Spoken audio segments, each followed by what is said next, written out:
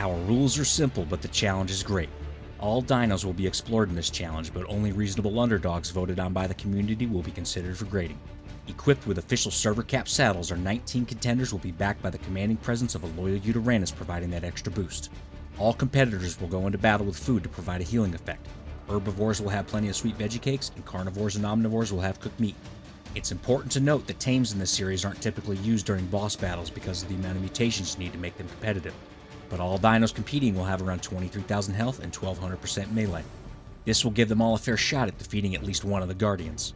It won't always be feasible to reach these stats depending on the dinos I'm using, but I'll let you know the amount of mutations and levels it took in order to reach it. All competitors start out with 50 base health and melee and 40 points in everything else before I apply mutations and experience levels. You can decide on your own servers if the juice is worth the squeeze. Competitors are required to fight the megapithecus, broodmother, then dragon on all difficulties, starting with gamma, then beta, finishing with alpha. Their success will be annotated on this scorecard with a pass or fail system. Clearing all the bosses earns them a gold boom medal. Silver is awarded for clearing beta, bronze is for clearing gamma, and the chunk of shit is for an unworthy performance.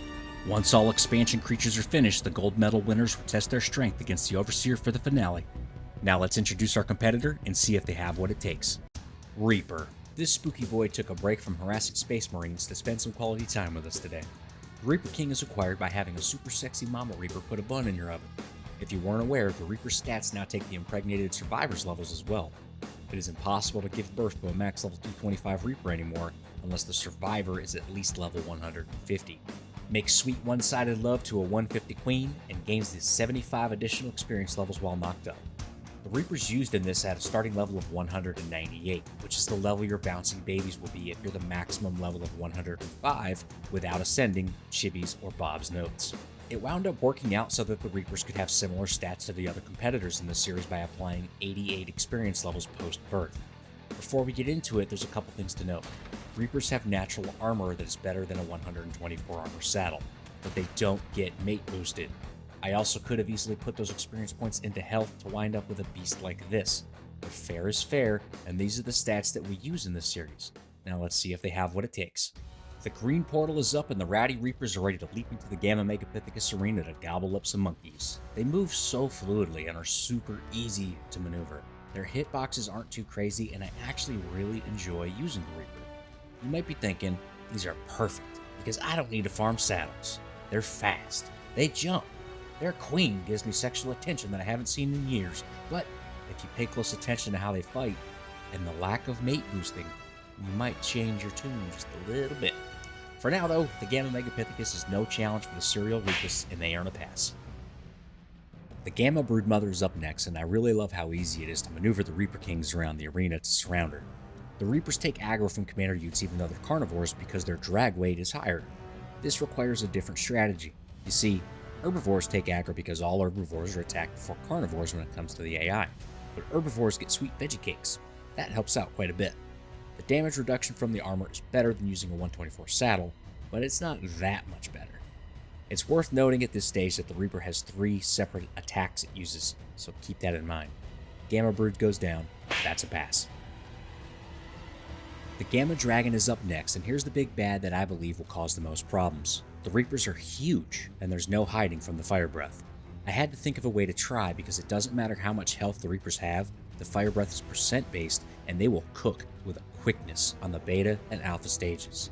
Even Gamma is dangerous, and I did lose a Reaper in this fight.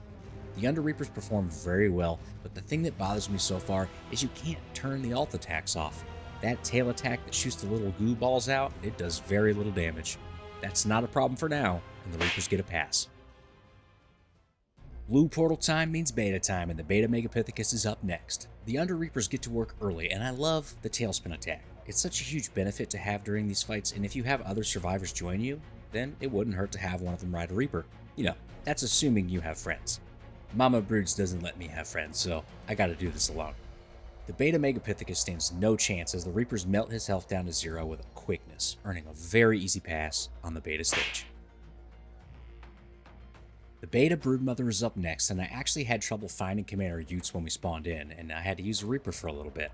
The AI follow-up attacks are pretty slow compared to how fast a rider could do them. That's pretty normal for most creatures. If you had a survivor on every Reaper and just spam the primary attack, you'd actually melt these bosses easily. I eventually find Commander Utes in the mix of the mayhem and give the Kings a nice courage roar as they finish off what's left of the beta broodmother, earning another pass. The beta dragon is up next, and I was pretty confident going into the fight, and I decided to send in the Reapers and just kind of sit back and let the mayhem unfold. I was curious if they could kill the beta dragon without me absorbing the first shot of fire, and you know, they didn't do that bad.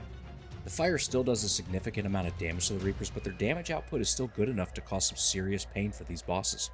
Now, just think of how high these stats could be if you had a 225 Reaper starting out. The beta dragon puts up a hell of a fight, but in the end, the Reapers get the best of him, earning a pass. Red portal time means alpha time, and the alpha megapithecus is up next. Jeepers creepers, what about them Reapers? The alpha megapithecus and his squad of shit-flinging assholes have no response for the relentless onslaught dished out by the Reapists. They literally stormed into the megapithecus's home and whooped his ass just for existing. It was brutal. I couldn't imagine how easy these fights would be if Commander Utes took aggro from them, so keep that in mind. If you use Reapers in a boss fight, something like a Stego would be a much better mount since they'd take aggro from them. You'd actually probably be able to get all the bosses stuck with no issues. Alpha Monkey down, that's a pass. Mama Broods is up next, and I've been wanting to kick her ass for a while now. She's had the upper hand multiple times recently, and I truly felt that this was going to be it. But she was all sorts of angry with me. Apparently, me having 19 children with someone else is a problem, even though it was against my will. I didn't actually want to carry these damn kids to full term, but you gotta do what you gotta do if you want revenge against a two-timing hooker like this bitch. She literally killed all my children in front of me and Commander Utes, then told me she was gonna hold me down and rip the seed out of my limp, lifeless body, but I'm pretty sure she means coax it out of me centrally. Either way, I'm buying a ticket to that ride, guaranteed. The Reapers just can't dish out enough damage, and they get handed a fail. The Alpha Dragon is up next, and the challenge only gets more difficult because the Alpha Dragon is truly a monster. A lot of the creatures we use in these challenges have succeeded against the dragon by utilizing their small size as a weapon and avoiding all the damage that he deals. The Reapers just can't do that, but on my third try at this fight, I was able to get pretty far. The first landing resulted in significant damage to the dragon and only one death on my end. I was pretty pumped for the next one because Commander Utes could easily take another 2 shots of fire before going to the big litter box in the sky, but the dragon switched it up on me and did one of his short takeoffs while I was blinded. The Reapers followed him and wound up absorbing a lot of damage. Lots of them died off, and before I knew it, the fight was over. The Reapers were handed another fail. Heading over to the scoreboard, the Under Reapers are awarded a silver boom medal. I know there's probably going to be a little bit of controversy about this one, but hey, again, this is for entertainment purposes only, and it's by no means a strategy guide. The Reapers are solid boss dinos. You just need to use them differently than I do in this challenge. I'd recommend giving them more health for starters. Keep your eye on the shop for some new items soon. If you're new to the channel, consider subscribing to help this community grow. Thank you so much for watching, and I'll catch you on the next one.